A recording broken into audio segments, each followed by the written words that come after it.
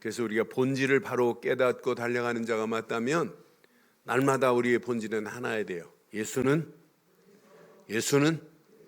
모든 문제, 나는 하나님 자녀의 축복을 마음껏 누리기를 바랍니다.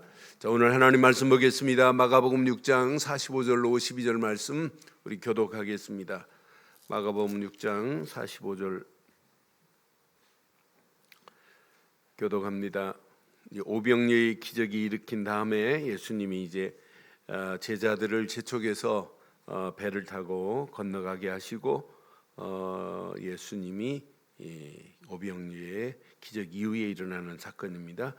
자, 예수께서 즉시 제자들을 재촉하사 자기가 무리를 보내는 동안에 배 타고 앞서 건너편 벳세다로 가게 하시고 무리를 작별하신 후에 기도하러 산으로 가시니라.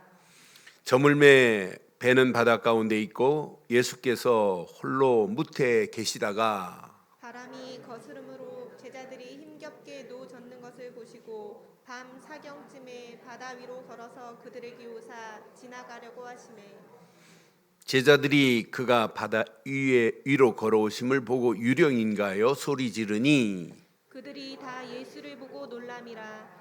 이에 예수께서 곧 그들에게 말씀하여 이르시되 안심하라 내니 두려워하지 말라 하시고 함께합니다. 배에 올라 그들에게 가시니 바람이 그치는지라 제자들이 마음에 심히 놀라니 이는 그들이 그 떡 떼시던 일을 깨닫지 못하고 도리어 그 마음이 둔하여졌음이로라. 아멘. 코로나 팬데믹 이 상황이 개인, 가정, 청소년, 사회, 교육 이것만이 아니에요. 특히 교회 공동체를 지금 파괴할 수밖에 없는 상황으로 가고 있어요. 그런데 이 속도가 얼마나 빠른 속도로 진행되는지 몰라요. 그런데 문제는 이렇게 급격하게 바뀌어가는데 많은 사람이 감각조차 상실했어요. 무감각해요. 오늘 예수님의 역사를 보고 마음이 둔하여졌다 한 것처럼 둔하다는 말이 하른이라는 영어인데 하른이라는 말은 뭐냐면은 무감각하다 이 말이에요. 이 시대가 바로 그런 시대예요. 감각이 없어요. 이렇게 심각하게 변하고 있는데 그런데 문제는 갈수록 이 땅에 성경에 있는 절대 가치를 인정하지 않아요. 그러니까 포스트 모더니즘, 다원주의, 세속주의, 물질 만능주의가 판을 치는데 이제 교회는 가면 갈수록 교회 공동체가 종교화되고 일반 집단하고 똑같아진다라고 지난주 말씀드렸어요. 지금 이렇게 가고 있는 가운데 있어요. 그러니까 신앙생활이 내 몸의 한 부분에 장식물처럼 액세서리처럼 그냥 라벨 하나 달고 있는 것으로 끝날 수 있는 이런 심각한 시대 속에 우리가 살고 있는데 앞으로 이게 시간이 가면 갈수록 어떤 문제를 야기시키겠어요? 가면 갈수록 심각한 문제입니다. 교회 생활 100% 개인주의화 됩니다. 갈수록 심각한 상황이 오는데 교회가 사람들이 많은 착각을 해요. 교회는 위로받으러 오는 것인 줄 알아요. 교회는 위로받는 것이 아닙니다. 교회는 위로받는 것이 아니라 치유받아야 될 것이 교회입니다. 치유받아야 됩니다. 치유가 되어지면은 내 심령에 즐거움과 기쁨과 행복이 넘치면서 하나님으로부터 주는 위로를 받아야지 목사가 위로의 말씀만 주면 안 돼. 목사가 주는 메시지가 아니잖아요. 성경이 주는 거지. 하나님의 위로를 받아야 되는 거지 사람의 위로를 받는 게 교회가 아니에요. 지금 많은 사람들이 교회가 정이 없다, 사랑이 없다. 아닙니다. 하나님 말씀의 사랑을 입고 내가 사랑을 베푸는 삶이 되어야 진짜 사랑입니다. 그러니까 교회가 위로받는 곳인 줄 알아요? 아니에요. 교회는 치유받는 곳입니다. 치유받아야 내 삶이 행복해지고 즐겁고 하나님께 영광 돌리면서 그 영광 돌리는 삶 가운데 본질적인 축복이 우리 안에 임하게 된다 이 말이에요. 그래서 오늘 본문을 보면서 지난주에 이어서 예수님을 따라다니는 제자들 자세히 보니까 믿음의 본질을 잘 몰라요. 그 앞에 계신 그분이 누군지를 잘 몰라요. 오병이의 기적을 맛보고도 마찬가지고, 예수님이 지금 바다 위를 걸어오시는 그분을 보고도 지금 잘 몰라요. 누군지를. 나는 그래서 많은 사람들이 이렇게 가고 있구나. 그래서 오늘 제목을 이렇게 삼았습니다. 함께 하겠습니다. 믿음의 본질을 찾아 누리며 현실을 정복하기를 바랍니다. 현실은 가면 갈수록 상황은 더 심각해요. 그래서 믿음의 본질을 찾아 누리면 치유가 돼요. 치유받으면은 현실을 보고 속지 않아요. 현실을 당당하게 정복할 수 있는 역사가 일어나게 돼 있어요. 그래서 다시 한번 하겠습니다. 시작. 믿음의 본질을 찾아 누리며 현실을 정복하는 한 주간 되기를 주의 이름으로 축원합니다. 오늘 본문 내용에 보면 6장 전반적인 전체의 내용을 보면 믿음의 본질을 상실한 사람들입니다. 그러니까 믿음의 본질을 상실하면 누가 임하냐? 사단의 나라가 임합니다. 하나님 나라가 임해야 될 심령들이 사단의 나라가 임하고 세상 나라가 지배를 당하고 있다면 그건 망하는 길로 가고 있는 거예요. 오늘 본문 내용 자세히 보겠습니다. 믿음의 본질을 상실한 사람들인데 첫 번째 여기 누가 나오냐면 15절부터 쭉 이어서 14절부터 29절까지 어떤 내용이냐면 헤롯이 생일 잔치를 베풉니다. 동생의 여자 부인을 헤로디아를 자기 아내로 삼았어요. 이게 정신 나간 거죠. 그래서 잔치를 베푸는 그런 가운데 있어요. 그런데 헤롯의 주변의 사람들을 한번 보실래요? 헤롯의 주변에 있는 사람들이 오늘 21절에 보니까 어떤 사람들이 지금 잔치에 참여했냐면 헤롯 왕 잔치에 마침 기회가 좋은 날이 왔으니 곧 헤롯이 자기 생일에 누구를 불렀어요? 대신들, 천부장들, 갈릴리의 귀인들. 갈릴리의 귀인들은 하나님을 아는 사람일까요? 모르는 사람일까요? 하나님을 아는 사람들이에요. 귀인들과 더불어 지금 잔치를 베풀고 있는 이런 상황입니다. 근데 이 사람들이 예수에 대해서 어떻게 알고 있냐? 15절에 뭐라고 말하냐면 어떤 이는 그가 엘리야라고도 하고 또 어떤 이는 그가 선지자니 옛 선지자 중에 하나와 같다 하더라 그랬어요. 예수님이 누군지를 지금 몰라요. 지금까지 막 사역에 어마어마한 사역을 일으키는 부분에 이들이 지금 생각하는 모든 사람들이 그들 앞에 있고 지금까지 소문에 막 역사가 일어나는 이런 것을 보고도 엘리야나 선지자 중에 한 사람으로 믿고 있다니까요. 그러니까 헤롯의 주변에 있는 사람들 성공한 사람입니다. 아무나 대신이 될 수 있나요? 아무나 천부장이 될 수 있나요? 아무나 여러분 갈릴리의 귀인인가요? 세상에 성공한 사람들을 인정하는 거예요.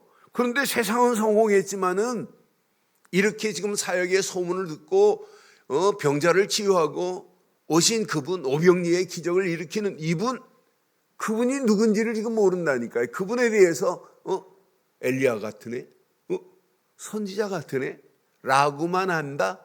믿음의 본질을 상실한 거 아니에요? 지금 많은 사람들이 믿음의 본질을 상실했어요.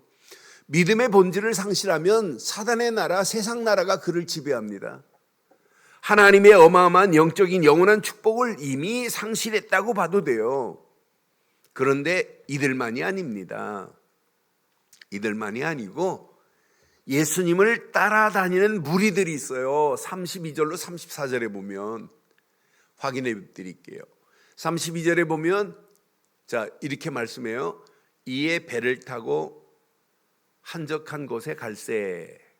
이제 무리들이 막 나와요. 그들이 가는 것을 보고 많은 사람이 그들인 줄 안지라 모든 고을로부터 도보로 그곳에 달려와 그들보다 먼저 사람들이 인산인해를 이루고 있어요. 34절에 보니까 예수께서 나오사 큰 무리를 보시고 그 목자 없는 양 같음으로 인하여 불쌍히 여기사 이에 여러 가지로 가르치시더라. 목자 없는 양을 한번 생각해 보실래요? 양은 우매예요.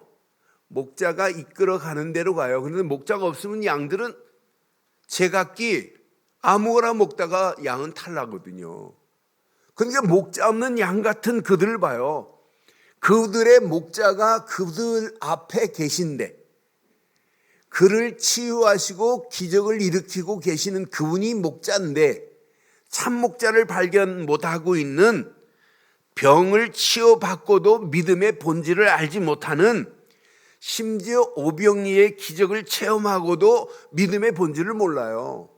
그래서 요한복음 6장에는 오병이의 기적을 일으킨 다음에 아주 구체적으로 마가복음보다 요한복음에는 더 구체적으로 말씀해요. 5,000명을 먹이고 12광주리가 남았지요. 그런데 무리들이 믿음의 본질을 상실한 무리들이 예수님께 막 몰려옵니다. 그러면서 뭐라고 몰려오냐면 예수님이 벌써 알아요. 아이고 저거 썩을 양식을 보고 오는 자들이구나. 그래서 요한복음 6장 27절에 보면 예수님이 무리들을 보고 지금 뭐라고 하냐면 썩을 양식을 위하여 일하지 말고 영생하도록 있는 양식을 위하여 하라. 이 양식은 인자가 너희에게 주리니 인자는 아버지 하나님께서 인치신 자니라. 이렇게 지금 무리들을 보고 예수님이 말씀해요. 그런데 28절에 보니까 무리들이 뭐라고 하냐면 이렇게 예수님이 말씀하는데도 못 알아들어요. 그들이 묻되 시작 우리가 어떻게 하여야 하나님의 일을 하오리까 이렇게 물어요. 근데 우리 성경은 이렇게 하나님의 일 단수처럼 써 있지만은 영어 성경에 보면 단수가 아니에요. 복수로 지금 물어요. 우리가 어떻게 하여야 하나님의 일들을 하오리까? 많은 일을 하면 하나님이 양식을 책임져 주실 줄 아는 거예요. 그러니까 예수님을 저 사람만 따라가면 먹을 건 평생 걱정 안 해도 되는구나. 저 사람은 보리떡 물고기로 5,000명을 먹이고 그럼 먹는 건 평생 저분만 따라다니면 되겠구나. 육신적인 것에만 집착하지 영적인 거에는 관심이 없어요. 그때 예수님이 많은 일을 하면 우리에게 먹을 것을 줄 알고 이렇게 묻는 어리석은 자들, 그들에게 예수님이 단 한 칼에 이리 말씀을 해요. 29절에 함께 하겠습니다. 시작. 예수께서 대답하여 이르시되 하나님께서 보내신 이를 믿는 것이 하나님의 일이다. 하나님의 일이 뭐예요? 하나님께서 보내신 예수를 그리스도로 믿는 게 하나님의 일인 줄 확신합니다. 그러니까 이걸 모르고 하나님의 일을 한다, 교회 일을 한다, 그건 틀린 겁니다. 하나님의 일의 근본이 뭐예요? 하나님의 일의 본질이 뭐예요? 하나님이 보내신 예수를 그리스도로 믿어야 될 줄 확신합니다. 그러니까 오병이의 기적을 체험하고도 믿음의 본질을 상실한 그들을 보세요. 이렇게 많은 무리들. 그런데 문제는 제자들이에요. 예수님을 직접 따라다니는 제자들이에요. 빈들에 한 5,000명, 남자만 5,000명 모이고 여자까지 모였으니 몇 명인지 몰라요. 이렇게 모였을 때 예수님이 37절에 보니까 뭐라고 하냐면 그들에게 먹을 것을 주라는 거예요. 오늘 보면 37절에 보니까 너희가 먹을 것을 주라. 제자들에게 이렇게 말씀합니다. 그러니까 제자들이 금방 우리가 가서 200데나리온의 떡을 사다 먹이리까? 여러분 200데나리온이면 남자가 하루 일하면 1데나리온이요. 200일 벌어야 돼요. 10만 원씩 저축한다 할지라도 200이라면 2천만 원이에요. 2천만 원을 한 끼에 지금 먹여야 되는데 지금 그분 앞에서 지금 말하는 거예요. 금방 계산합니다. 그분의 근본, 그분의 능력, 그분의 절대 가치를 지금 모르는 거예요. 예수님의 절대 가치를 지금 모르고 있다니까요. 지금까지 봐놓고도, 지금까지 어마어마한 기적을 봐놓고도 나는 그래서 이 제자들의 계산하는 모습이 이게 내 모습이구나. 문제 만나면 우리는 내 방법, 내 경험, 그걸 우리 앞세울 때 얼마나 많아요. 제자들이 계산하는 200데나리온이나 드나이다 라고 말하는 것이 누구의 목소리냐? 여러분의 목소리는 아닐지라도 제 목소리예요. 우리는 금방 계산해요. 절대 가치에 그분을 믿지 않고. 오늘 여러분 바꾸시기를 바랍니다. 저도 바꾸랍니다. 여러분도 바꾸세요. 계산하지 마세요. 그분은 살아계십니다. 살아계신 그분이 지금 우리와 함께 하세요. 오늘 분명히 예수님께서 제자들을 오늘 45절에 보니까 이제 재촉합니다. 재촉하면서 예수님께서는 어디로 올라가시냐? 기도하러 올라가셨어요. 무리를 보내시고 예수님은 건너편 제자들은 베세다로 건너가게 하고 예수님은 어디 계시냐? 기도하러 산으로 올라가셨어요. 47절에 보니까 지금 무태서 배가 지금 저물매 배가 바닷 가운데에 지금 있어요. 바닷 가운데에 있는데 여기 예수께서 홀로 물에 무태서 지금 계시는데 48절에 보니까 바람이 이렇게 부는 걸 순풍이라고 한다면 거슬려 부는 것을 무슨 풍이에요? 이 갈릴리 호수의 바람은 희한한 바람이에요. 헬몬산에서 차가운 공기가 슉 내려오면서 더운 공기가 합해지면 뭐가 생기냐면 이 지역은 돌풍이 생겨요. 돌풍이 생기니까 갑자기 막 바다가 소용돌이를 치는 상황이라. 오늘날 우리가 살고 있는 이 시대하고 똑같은 상황입니다. 이렇게 지금 바닷물이 갈릴리 바다가 막 소용돌이 치는 가운데 여러분 노를 저어간다고 생각해 보세요. 여러분 노 젓는 거 쉬워요, 어려워요? 네? 안 해봐서 몰라요? 여러분 잔잔한데도 이게 노 젓는 거 진짜 힘들어요. 얼마나 어려운지 몰라요. 근데 노 젓는 거 간단한 게 아니에요. 그런데 소용돌이 치는 바람 가운데 노를 저은다? 상상해 보세요. 우리가 살고 있는 이 시대하고 똑같습니다. 그런데 이렇게 바람이 거슬림으로 제자가 힘겹게 지금 노를 젓고 있는 것을 보셨어요. 때는 어때냐? 밤 사경쯤입니다. 사경이라면 새벽 1시부터 3시 사이를 사경이라고 그래요. 사경쯤에 예수님이 그 상황을 보고 바다 위로 걸어서 그들에게 오고 계시는 상황이에요. 여러분 지금 소용돌이 만났습니까? 돌풍 만났습니까? 여러분 눈 크게 떠보세요. 예수님이 지금 바다 위를 걸어오시는 예수님이 여러분 돌풍 만난 소용돌이 만난 상황에 그분은 지금 찾아오셨습니다. 오셨어요? 안 보여요? 유령만 보여요? 유령이다 그러잖아요.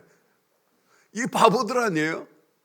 그러니까 지금까지 예수님의 사역한 것은 오병이 아무것도 없는 곳에서 있게 하시는 어마어마한 창조의 능력의 절대 가치를 지금 모르는 거예요. 물 위에 걸어오시는 걸 보고 지금 벌벌 떨고 그 다음 절 보니까 소리치면서 유령이래 유령. 제자들이 그 바다 위에 걸어오시는 걸 보고 유령인가요? 소리를 지르고 있습니다.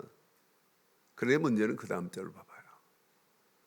그들이 다 예수를 보고 놀랍니다. 이 예수께서 그들에게 말씀하여 이르시되 안심하라. 내니 두려워하지 말라. 이렇게 하십니다. 그러면서 예수님이 51절 52절에 보면 그들의 실상을 얘기해요. 예수님이 배에 올라오셨어요. 올라오시는 순간 시작. 바람이 뭐했다?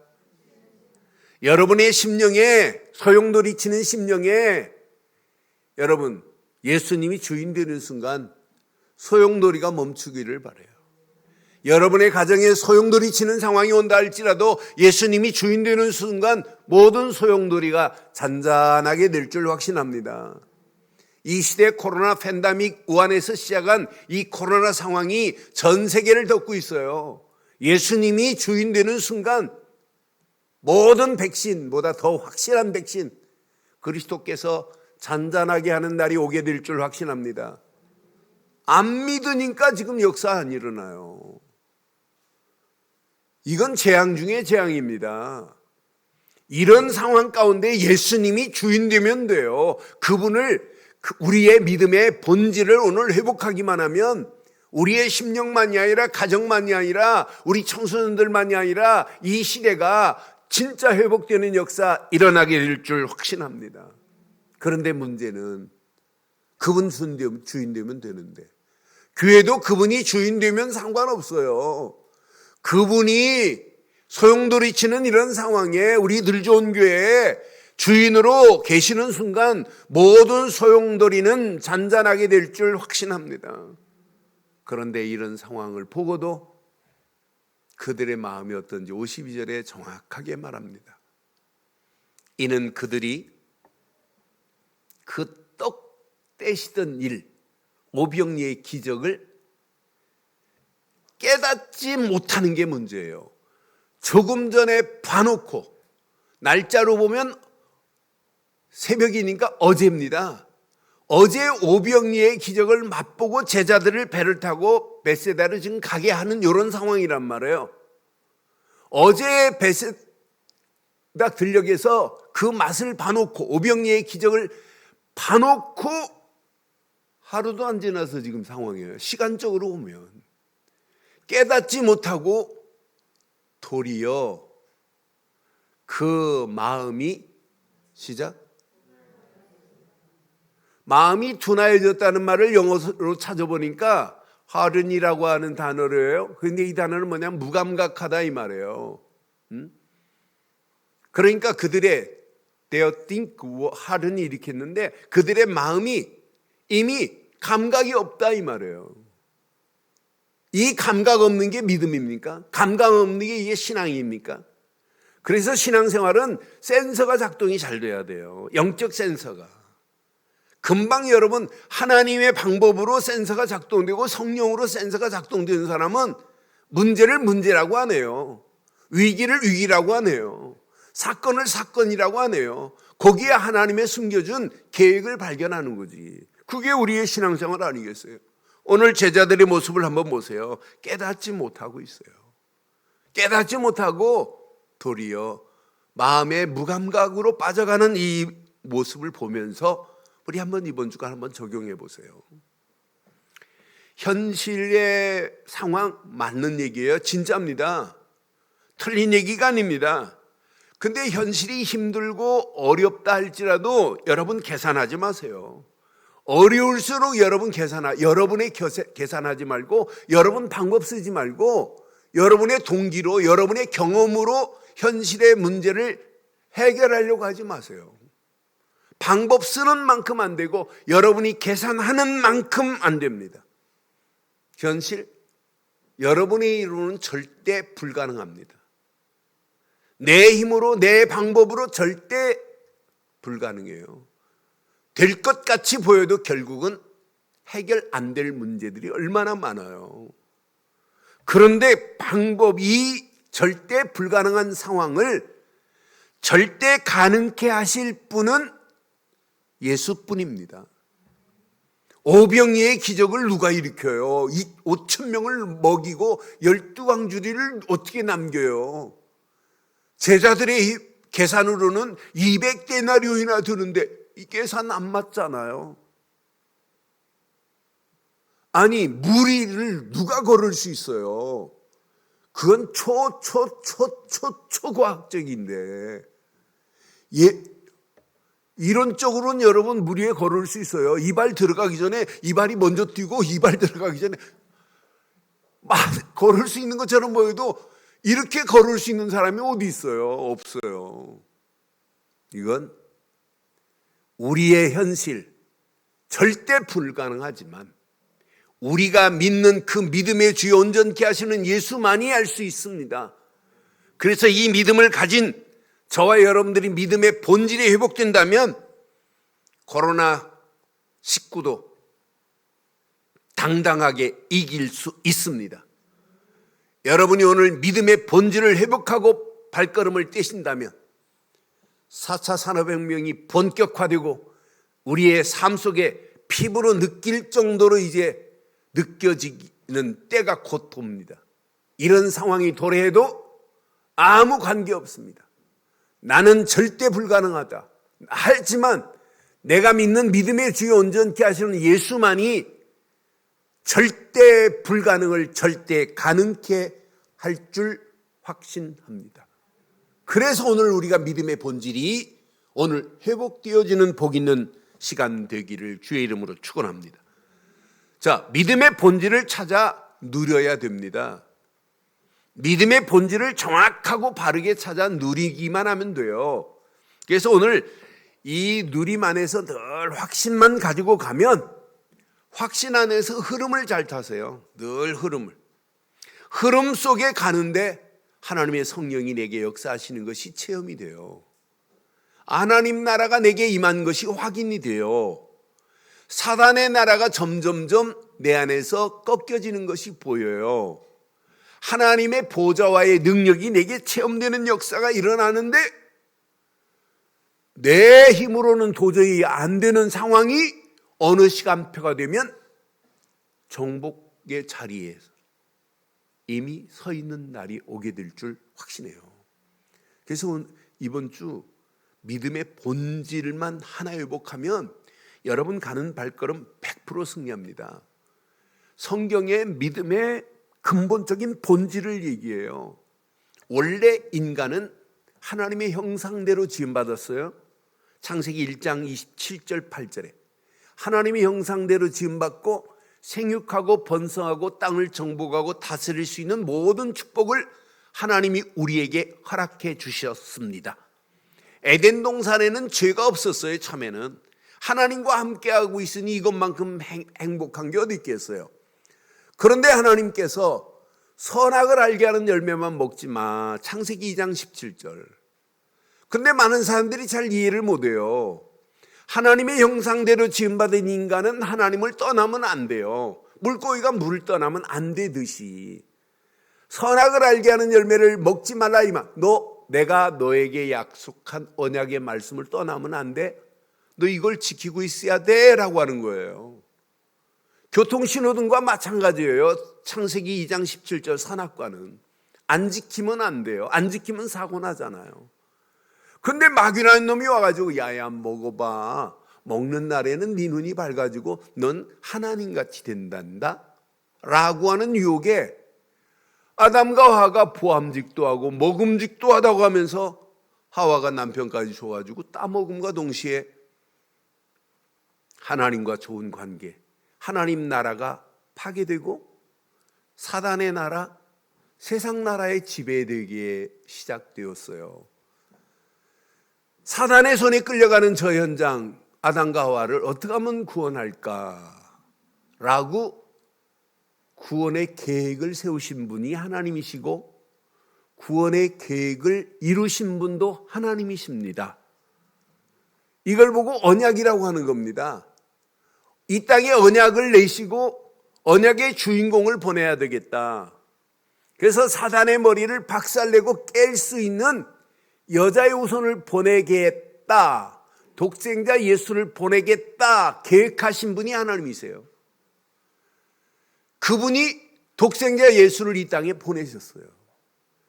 맨 처음 약속을 창세기 3장 15절 이걸 보고 원시복음이라고 그래요. 여자의 후손이 와서 사단의 머리를 상하게 할 것이라는 거예요. 이 창세기 3장 15절을 이해하지 못하면 성경이 안 풀리게 되어 있습니다. 창세기 3장 15절이 이해되어야 창세기 3장 21절이 이해돼요.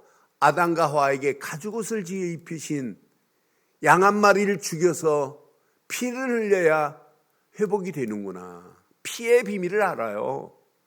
이 비밀을 알아야 창세기 6장 14절 방주가 이해돼요. 이 비밀을 알아야 왜 아브라함에게 가나안으로 가라고 했는지가 이해가 돼요. 왜 가나안 땅에 메시아가 오셔야 되기 때문에. 이 비밀을 알아야 출애굽기 3장 18절이 이해돼요. 유월절 어린 양의 피.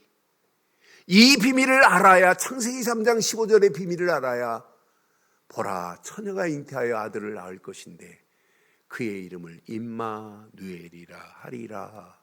이게 이해돼요. 이게 이해되는 사람은 주는 그리스도시요 살아계신 하나님의 아들이십니다. 아, 십자가에서 모든 것 끝냈구나, 다 이루었다 하는 메시지가 사실적인 믿음이 돼요. 그러니까 구약의 어마어마한 메시지를 지금 다 알고 있습니다.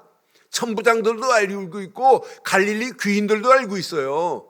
그런데 실제 왔는데 엘리야 같네, 선지자와 똑같네 라고 본다? 믿음의 실체를 상실한 거예요. 믿음의 본질을 상실한 거예요. 오늘날도 마찬가지예요.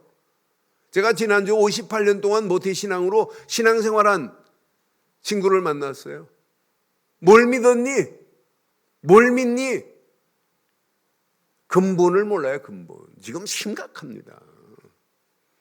우리가 본질을 모르고 신앙생활한다 큰일 나요. 오늘 믿음의 본질을 우리는 오늘 바로 붙잡기를 바랍니다. 우리는 어떤 환경을 만나도 하나만 믿으세요. 주는 그리스도십니다. 살아계신 하나님이 아들이십니다.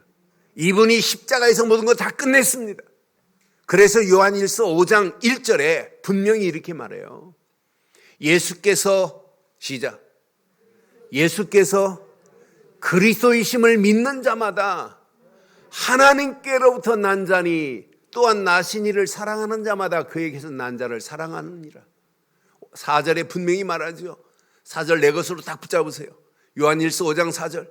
무릇 하나님께로부터 난 자마다 세상을 이기느니라. 세상을 이기는 승리는 이것이니 시작. 그럼 우리의 어떤 믿음? 어떤 믿음? 예수는 그리스도십니다라는 믿음 가지고 당당하게 승리하기를 주의 이름으로 축원합니다. 예수는 그리스도십니다.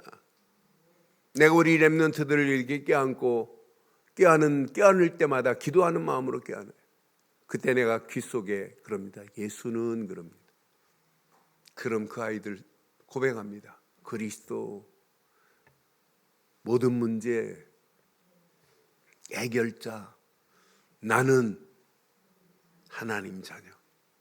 늘 내가 아이들 붙잡고 껴안을 때마다 예수는 왜? 이 믿음의 본질을 심어줘야 돼요. 왜? 저도 모태신앙이에요. 초등학교, 중학교 2학년 중학교 때까지 신앙생활 열심히 갔어요. 근데 중학교 1학년 때 제가 일기장에 쓴 적이 있어요. 뭘 믿어야 구원이냐? 그래서 제가 목사님께 질문했어요. 뭘 믿어야 되냐고. 하나님을 믿어야 구원입니까? 예수를 믿어야 됩니까? 성경을 믿어야 됩니까? 기가 막힌 답을 주셨어요. 열심히 믿으면 된다. 여러분, 열심히 믿지 마시고 바르게 믿으세요. 바르게 믿으세요. 예수님은 이 믿음 안에 다 있습니다. 그래서 예수님이 어마어마한 기적을 일으킬 때마다 믿음의 근본을 그 앞에 계신 분이 지금 말씀하는 거예요. 마가복음 9장 19절에도 말씀해요. 대답하여 이르시되 믿음이 없는 세대요. 예수님을 지금 앞에 두고도 안 믿거든요. 믿음이 없는 세대요. 내가 얼마나 너와 함께 있으며, 지금 예수님이 직접 말씀하는 거예요. 얼마나 너와 함께 있으며 얼마나 너와 함께 너희에게 참으리요. 그를 내게로 데려오라. 안 믿어요. 믿음 없는 세대 속에 우리가 지금 살고 있습니다. 분명히 누가복음에도 말해요. 누가복음 17장 6절에도 주께서 이르시되 너희에게 겨자씨 한 알만한 믿음만 있더라면 이 뽕나무더러 뿌리가 뽑혀 바다에 심기오라 하면 될 거라는 거예요. 겨자씨 같은 한 알의 믿음만 있어도 정말 예수가 그리스도라는 믿음 하나가 모든 것 답니다. 로마서 1장 17절에도 분명히 말씀합니다. 복음에는 하나님의 의가 나타나서 믿음으로 믿음에 이르게 하나니 기록된 바 오직 의인은 믿음으로 말미암아 살리라 함과 같으니라. 믿음 없으면 죽음이나 마찬가지예요. 시체입니다. 이 언약 제대로 붙잡으세요. 로마서 3장 23절 25절에 분명히 로마 3장 22절에 보니까 곧 예수 그리스도를 믿음으로 말미암아 그랬어요. 모든 믿는 자에게 미치는 하나님의 의가 차별이 없다. 예수 그리스도를 믿는 믿음 갖기를 바랍니다. 25절에도 분명히 말하지요. 이 예수를 하나님이 그의 피로써 믿음으로 말미암는 화목제물로 세우셨으니 이는 하나님께서 길이 참으시는 중에 전에 지은 죄를 간과하심으로 묻지 않아요. 자기의 의로우심을 나타내려 하심이라고 분명히 말씀하잖아요. 이 사실적인 믿음이 없으니까 화평을 못 누리는 거예요. 오늘 이 믿음 가지면 우리의 삶이 날마다 하나님과 화평을 누리는 역사 있게 될 줄 확신합니다.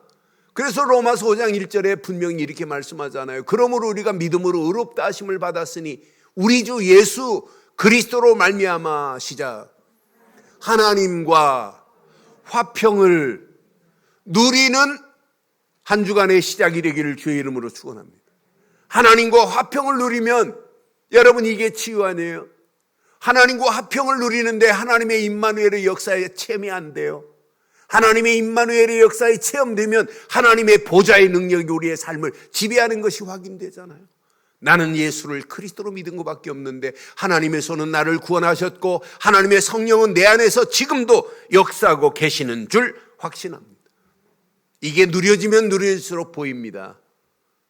믿음의 실제를 모르고 있는 저 영혼들, 믿음의 본질을 상실한 현장들, 믿음의 본질도 모르고 맹목적으로 달려가는 저 현장이 보입니다. 이미 사단의 나라가, 세상 나라가 저들을 지배하고 있는 게 보여요. 함정에 빠져 있는 영혼들이 보입니다. 잘못된 틀의 우상에 빠져가고 있는 영혼들이 보입니다.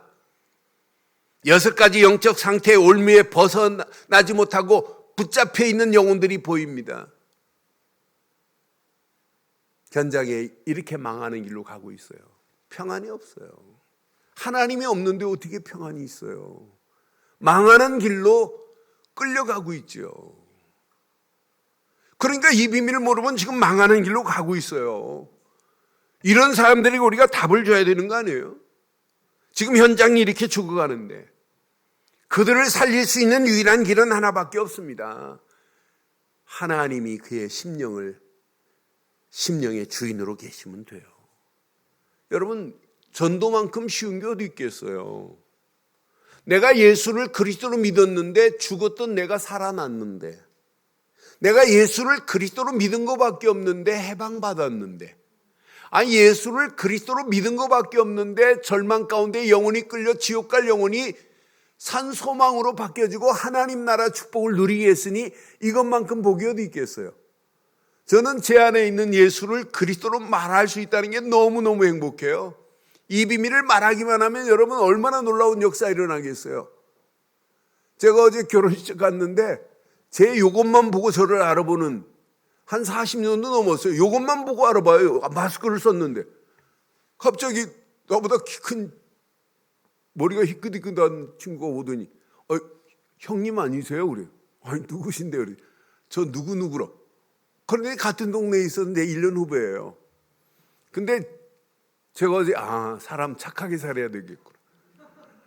아니 이 친구가 형님 덕분에 제가 어렸을 때 애들한테 안 얻어맞고 형님이 저를 내가 걔를 막 때리고 하면 난 미투 걸릴 뻔했어요. 그럼 형님 기억하실지 모르겠는데 한 살 차이밖에 안 나는데 그러면서 이제 같은 이야기를 좀 하고 그래 어디 사냐 그랬더니 강남 산대요. 그래 지금 뭐 하냐 그랬더니 제철 철강 회사 대표이사더라고. 그러면서 자랑을 하더라고. 그래서 신앙생활 하냐 그랬더니 어머니가 절간 다녀서 절간 다녀. 그래서 나는 교회 다니지 말라는 목사다. 교회 다니지 말고 하나님을 만나야 인생은 행복하다. 나도 절간 7년 동안 다녀봤다. 그래서 간증 조금 해줬어요. 그래서 형님 제가 연락드리겠습니다. 강남에 있다니까 연락한대요. 그래서 저도 놓고 지금 계속 기도하고 그 영혼 속에 하나 심어줘야 되겠다. 그러니까 내 안에 있는 거 말해주는 게 얼마나 쉬워요. 저는 제일 쉬운 게 전도. 내 안에 있는 예수를 그리스도로 전달해 주는 게 최고 쉬운 겁니다. 왜 아멘을 안 하십니까? 아니 이것만큼 쉬운 게 어디 있어요. 예수를 그리스도로 전달해 주는 순간 끝나는 거 아니에요. 선교 너무너무 쉽잖아요. 이 문화권이 다른 영혼들에게 이걸 말하는 거예요. 그래서 교회는 이걸 말할 수 있는 제자를 키우고 이걸 지속적으로 말할 수 있는 다음 세대에 말할 수 있는 렘넌트들 제대로 키워야 교회입니다. 믿음의 본질을 회복할수록 여러분들은 삶의 우선순위가 이래서 교회가 중요하구나. 교회가 지금 믿음의 본질을 전달 안 하는 교회가 더 많아요. 그래서 교회는 다른 거 아니에요. 여러분 오늘부터 위로받으려고 하지 마시고 치료받기를 주의 이름으로 축원합니다. 그런데 하나, 믿음의 본질 그리스도가 각인되면 끝, 뿌리 내리면 끝, 체질되면 완전한 승리의 역사가 일어나게 될 줄 확신해요. 그래서 여러분 먼저 개인이 치유받아야 돼요. 믿음의 본질을 회복하면 내 개인을 하나님이 치유하십니다. 교회는 계속해서 믿음의 본질만 선포하면 교회는 회복되게 돼 있어요. 믿음의 본질이 안 들어갔다, 그 사람이 영적 문제입니다. 이렇게 복음을 말하는데 복음이 이해가 안 된다, 복음이 이렇게 강조하는데 복음을 못 받아들였다, 복음이 나빠요, 그 심령이 나빠요. 심령이 지금 잘못되고 있단 말이에요. 뭐가? 사단의 나라가 딱 지배하고 있기 때문에 그걸 부수지 않으면 절대 해결이 안 돼요. 교회가 영적 힘을 얻고 나면 어떻게 하면 죽어가는 현장을 살릴까?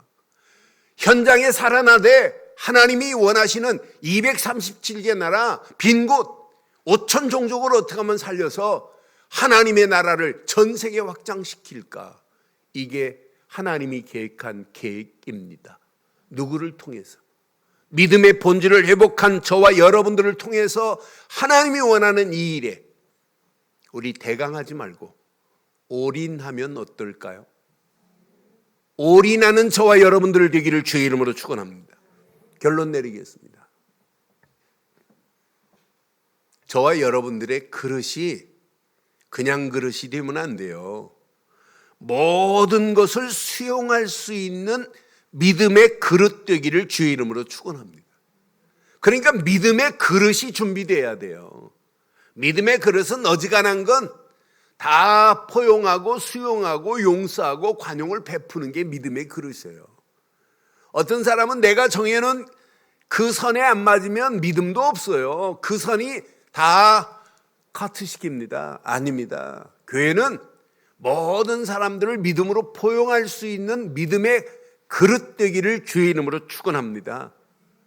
믿음의 본질을 회복하려면 뭐가 바뀌어야 되냐? 믿음의 그릇이 바뀌어야 돼요. 믿음의 그릇 가지고 출발해 보세요. 그럼 여러분 움직일 때마다 본질을 회복하면 위기 만난 이 시대를 살리는 역사가 일어나요.